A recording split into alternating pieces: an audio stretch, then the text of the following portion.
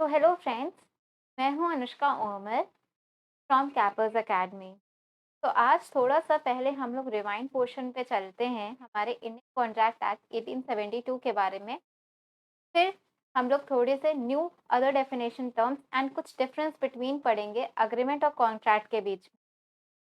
तो Indian contract act basically इसकी जो डेफिनेशन थी वो थी an agreement enforceable by law is a contract. जो अग्रीमेंट एनफोर्सेबल होते हैं लॉ के द्वारा उनको हम लोग कॉन्ट्रैक्ट कहते हैं। अब इसका जो एक फ्लो ऑफ डेफिनेशन है, ये फ्लो चार्ट है। में हम लोग पहले ऑफर भेजते हैं एक पर्सन को।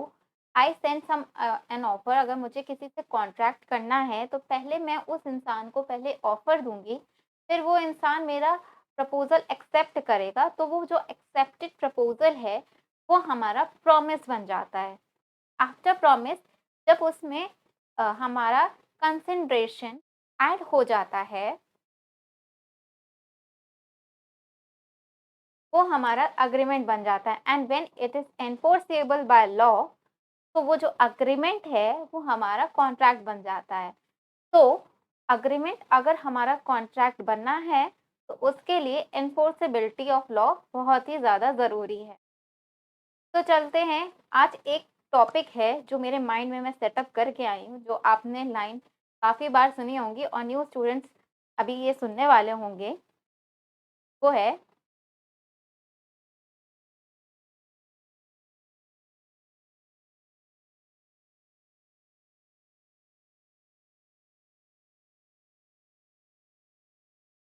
सॉरी।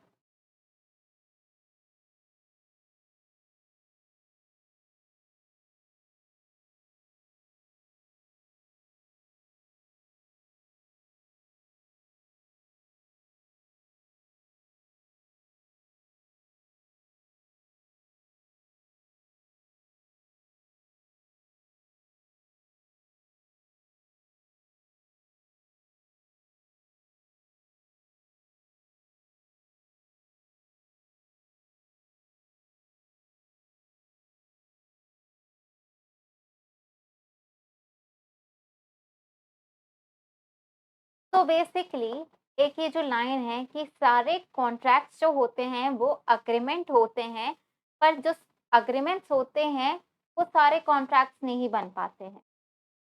तो बेसिकली हम लोग आज ये चीज़ देखने वाले हैं कि जो हमारा जो कॉन्ट्रैक्ट है वो अग्रीमेंट से ही होके तो आता है, क्योंकि अभी जैसे जो हमने एक फ्लो चार्ट देखा, यहाँ पे हमने ये देखा कि पहले प्रपोजल होता है, फिर एक्सेप्ट हो जाता है वो प्रपोजल, उसके बाद वो प्रॉमिस बनता है, देन वो अग्रीमेंट बनता है, उसके बाद वो जाके कॉन्ट्रैक्ट बनता है। तो अग्रीमेंट के बाद कॉन्ट्रैक्ट बन रहा है, तो इसका मतलब जो अग्रीमेंट से होके ही तो कॉन्ट्रैक्ट बनेगा। अगर वो कॉन्ट्रैक्ट नहीं बन पा रहा है तो वो सिर्फ और सिर्फ एक एग्रीमेंट रह जाएगा। Only it will be agreement. और वो कॉन्ट्रैक्ट क्यों नहीं बन पाता है? क्योंकि वो एनफोर्सेबल बाय लॉ नहीं होता। कुछ ऐसे एग्रीमेंट्स होते हैं, फॉर एग्जांपल मैंने एक ए था, यहाँ पे हम लोग चलते हैं। एक ए था, उसने बी को बोला कि तुम मेरे बिहाफ में सी का मर्डर कर दो, तो और मैं उसके लिए तुम्हें 10 लाख रुपीज। क्या ये वैलिड है? मतलब कि हम ऐसी चीज़ें पहले ये कॉन्ट्रैक्ट बनाएँ, उसके बाद हम लोग जाएँ कि नहीं, आप इसकी रजिस्ट्री कर दीजिए, इसको पूरा एक अच्छे से एक फुल फ्लेज्ड रिटन फॉर्म में कॉन्ट्रैक्ट बना दीजिए, तो क्या ये सही रहेगा? क्या ऐसा हो सकता है? तो ये एग्रीमेंट तो बन गया, पर ये क्या कॉन्ट्रैक्ट बन पाएगा? नहीं, ये कॉन्ट्रैक्ट नहीं बन पाएगा। तो ऑल कॉन्ट्रैक्ट्स जो होते हैं वो तो एग्रीमेंट होते हैं जो कि एनफोर्सेबल बाय लॉ होते हैं। पर जितने भी हमारे एग्रीमेंट्स होते हैं वो कुछ एग्रीमेंट्स कुछ ऐसे होते हैं, इल्लीगल होते हैं नेचर में, वॉइडेबल होते हैं, वॉइड होते हैं। ये ऐसे कुछ एग्रीमेंट्स होते हैं जो कि हमारे कॉन्ट्रैक्ट का फॉर्म नहीं ले पाते हैं। तो ये जो हमने अभी मैंने नाम बोले, इल्लीगल, वॉइडेबल, वॉइड, ये सब के बारे में हम लोग टाइप्स ऑफ कॉन्ट्रैक्ट के सेक्शन पे पढ़ेंगे जाके। तो अभी हम लोग को बेसिकली एक दो डिफरेंस पढ़ने हैं, जो कि है एग्रीमेंट और कॉन्ट्रैक्ट के बीच में। तो बेसिकली एग्रीमेंट का क्या है? व्हेन अ प्रपोजल, अगर कोई प्रपोजल एक्सेप्ट हो जाता है by the person to whom it is made with requisite consideration, एक कंसिडरेशन के साथ अगर वो एक्सेप्ट हो रहा है तो वो अग्रीमेंट हो जाता है। मगर कॉन्ट्रैक्ट तभी बनेगा जब वो एग्रीमेंट एनफोर्सेबल बाय लॉ होगा। फिर एलिमेंट्स इसमें क्या आते हैं, ऑफर प्लस एक्सेप्टेंस, प्लस अगर हम इसमें यहाँ पे अगर डाल दें तो कंसिडरेशन ऐड होगा।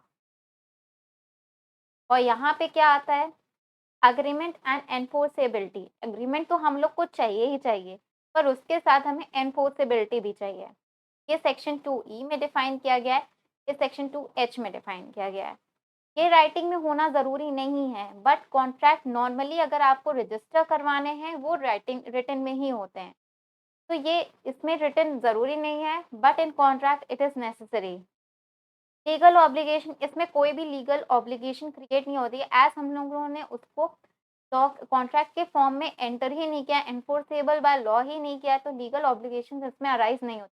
अगर किसी को पैसे चाहिए, किसी ने किसी से उधार दिया है, लीगली नहीं दिया है, रिटन फॉर्म में नहीं दिया है, उसने कॉन्ट्रैक्ट नहीं बनाया, तो क्या वो उसमें अपना हक रखता है पैसे माँगने का?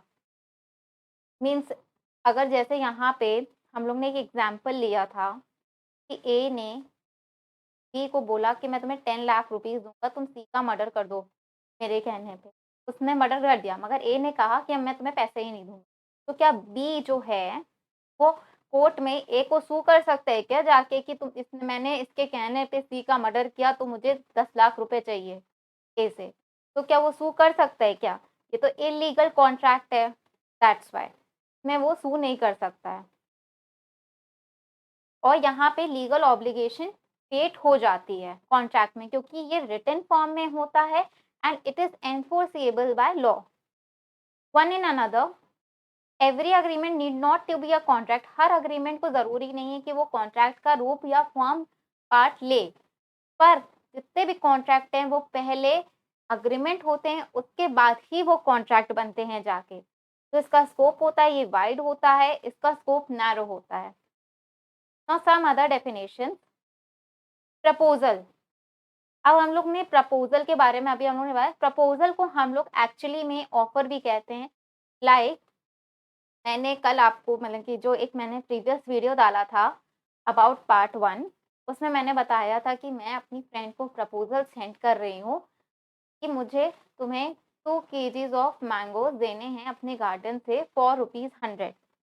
तो मैंने उसको वो प्रपोजल दे रही हूँ, इफ़ वो एक्सेप्ट कर दे देती है तो वो उसका एक्सेप्टेड प्रपोजल बन जाता है, ये हमारा फिर प्रॉमिस हो जाता है।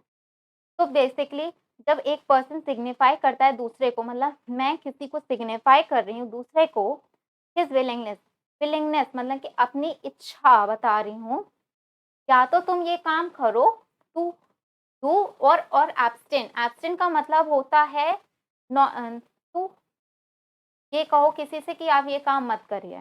तो abstain from doing anything with a view to obtain the assent of that either to. आपको सामने वाले की परमिशन चाहिए, मतलब कि प्रपोजल जो है वो एक्सेप्ट करे, मतलब हम चाहते हैं कि जो हम सामने वाले को प्रपोजल या ऑफर भेज रहे हैं वो एक्सेप्ट करें। सच एक्ट और एक्सिस्टेंस मतलब कि उस एक्ट को करने के लिए और एक्सिस्टेंस के लिए he is set to make a proposal that is an offer. Proposal को हम लोग ऑफर भी कहते हैं, मतलब बेसिकली मैं उसको ये बोल रही हूँ या कि आप ये काम करो या आप ये काम ना करो, उसके लिए मैं उसकी परमिशन या एक्सेप्टेंस सीख कर रही हूँ। फिर प्रॉमिस क्या होता है, जब मैंने अपनी फ्रेंड को प्रपोजल भेजा, उसने एक्सेप्ट कर लिया, तो वो बन जाता है हमारा promise. When the person to whom the proposal is made signifies his assent thereto, the proposal is said to be accepted। जो प्रपोजल होता है फिर उसके बाद वो एक्सेप्ट हो जाता है। अब प्रपोजल जो एक्सेप्ट हो जाता है वो बन जाता है हमारा प्रॉमिस। फिर अगर हमने प्रॉमिस किया है तो उसमें 2 लोग भी आएँगे, एक प्रॉमिसर आएगा और एक प्रॉमिसी भी आएगा। तो प्रॉमिसर वो होता है जो कि ऑफ़र भेजता है, ऑफ़रर भी उसको हम लोग कहते हैं। और प्रॉमिसी वो होता है जिसके पास the person accepting the proposal, जो एक्सेप्ट करता है उस प्रपोजल को, उस ऑफ़र को, उसको ऑफ़री कहते हैं या प्रॉमिसी भी कहते हैं। प्रॉमिसी भी कहते हैं। फिर अब हम लोग का बात आती है कि जब प्रॉमिस हो गया, प्रॉमिस के बाद अब अगर हम प्लस कंसिडरेशन करेंगे तभी तो वो जाके अग्रीमेंट बनेगा। तो इसके लिए हम लोग को पहले कंसिडरेशन की भी तो मीनिंग जाननी चाहिए। When at the desire of the promisor, promisor की इच्छा पे, basically according to the promisor's wish, the promise or other promisee or any other person, जो प्रॉमिसी या और कोई अदर पर्सन है, हैज़ डन, उसने वो काम कर दिया है या वो काम ये नहीं करने वाला है, या वो ये काम करेगा या वो ये काम नहीं करने वाला है, या वो काम या फ्यूचर में कर सकता है या वो ये काम फ्यूचर में नहीं करेगा। हैज़ डन और abstains from doing something, does और एब्सटेंस फ्रॉम डूइंग मीन्स ये हो गया हमारा, अगर ये हो गया हमारा पास्ट, ये हो गया हमारा प्रेज़ेंट, ये हो गया फ्यूचर की टेंस। प्रोमिसेस टू डू और एब्सेंस फ्रॉम, अब मैं ये एक चीज़ है जो कि एक एब्सेंस फ्रॉम डूइंग का मतलब बेसिकली एग्ज़ाम्पल में अगर किसी को जानना है तो इसका सिंपल सा एक एग्ज़ाम्पल है कि अगर हम लोग यहाँ पे आते हैं, अरिजीत सिंह है, अरिजीत सिंह ने कहा नेहा कक्कड़ को कि तुम मेरा ये जो तुम ही हो गाना है, ये मत गाओ, मैं उसके बदले तुम्हें 5 करोड़ रुपीज़ देता हूँ। ने ये कहा क्योंकि वो चाहता है कि जो तुम ही हो जो गाना है, जो उसका पॉपुलर गाना है, वो उसी के नाम पे ही हमेशा बना रहे, तो उसने नेहा कक्कड़ को कह दिया कि तुम इसका फीमेल मत गाओ। तो नेहा नेहा कक्कड़ ने अगर उसको मान लिया कि वो नहीं गाए, एब्स्टेन कर दिया कि हाँ, मैं ये तुम ही वाला गाना जो गाना है, वो मैं नहीं गाऊँगी, तो जो अरिजीत सिंह तो इसका मतलब हो गया एब्स्टेंट, वो मान गए कि उसको ये काम नहीं करना। एब्स्टेंस फ्रॉम डूइंग मतलब कि एक काम को वो ये वाला जो गाना है, तुम ही हो वाला गाना है, वो नहीं गाएगी क्योंकि उसके बदले उसको 5 करोड़ रुपीज़ अरिजीत सिंह दे रहा है। सच एक्ट और एब्सेंसेस और promise is called consideration for the promise. ये जो एक्ट है या नहीं करना है और प्रॉमिस, इसको हम लोग कंसिडरेशन कहते हैं फॉर द प्रॉमिस के लिए। तो ये आज के लिए सम इम्पोर्टेंट डेफिनेशंस हैं। अब कल हम लोग कुछ essential elements of a valid contract, मतलब कि एसेंशियल एलिमेंट्स जो एलिमेंट्स ऑफ अ कॉन्ट्रैक्ट है, उनके बारे में कुछ बात करेंगे। तो अब हम लोग मिलते हैं आपको पार्ट 3 में। Bye bye and do like, share, subscribe to my channel if you like my video.